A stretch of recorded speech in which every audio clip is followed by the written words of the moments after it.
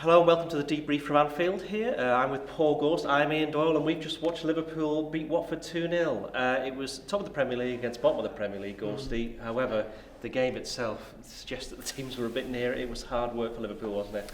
It was. Watford created a number of really good chances, and you can probably see why they've only scored 9 goals for the fact that they didn't take any one of them. 2 particularly in the first half, Delaney and Salah.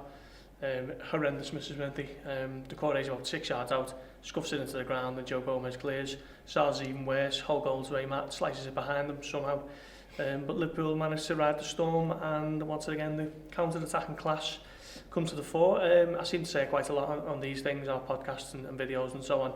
Liverpool is a counter-attacking team. Don't think there's a better one in the world. And once again they showed that today with the first goal. Mohamed Salah, a little bit of brilliance, checked back onto his right foot, curled it into the top corner. And it looked like Liverpool were going to be worthy winners, but got a little bit nervy in the second half, didn't it? A little bit unnecessarily. Would be Liverpool if it didn't. Well, yeah, it seems to be the theme of the season, doesn't it? Even though they're riding high at the top of the Premier League.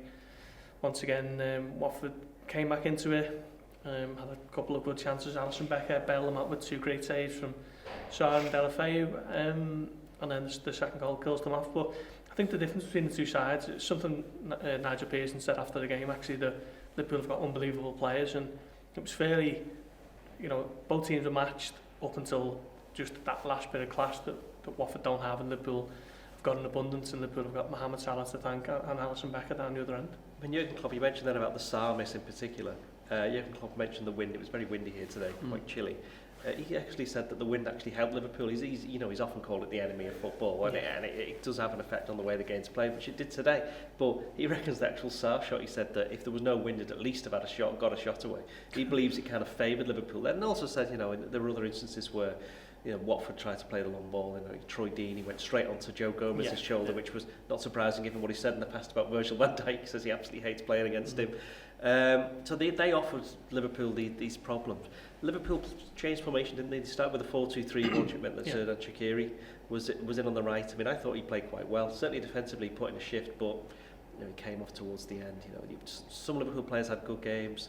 Some of them, like Roberto Firmino, weren't particularly great. And then there was another VAR incident in the second half, when Liverpool thought they'd scored a second goal.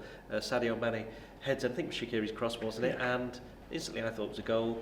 We first saw the replay, we thought that might be offside. Then we saw the other replay and thought that's definitely a goal. And then they disallowed it. Yeah, it's strange, isn't it? Another goal ruled out for an armpit.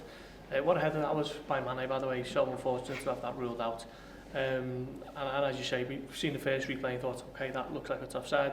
Seen the second replay and thought, oh no, it's 2-0. And then they get out the squiggly lines and all the artwork on the replays, and it's eventually ruled out. And to be honest, I don't know what's offside and what's onside anymore. I just accept whatever gets told, and you've got to get on with it.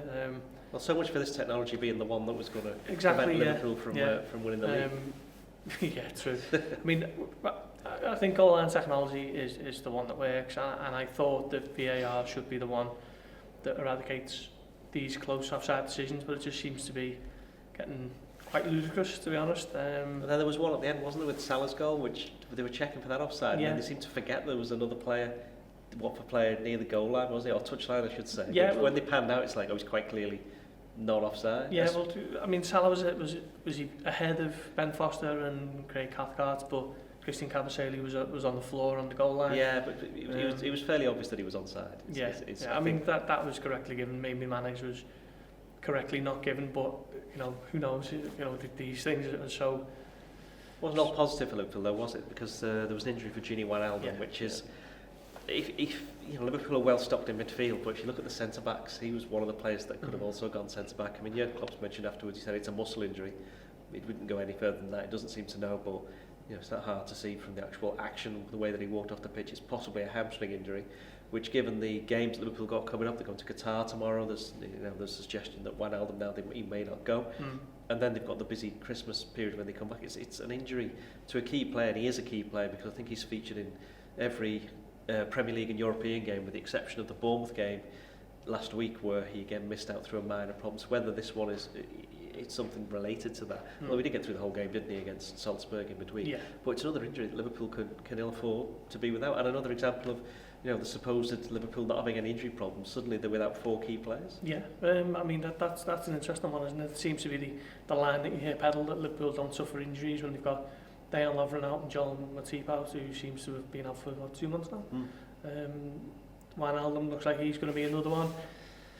It's a disappointing one, especially at the time Liverpool have already got, you know, Fabinho on the shelf for what is surely to be another few weeks.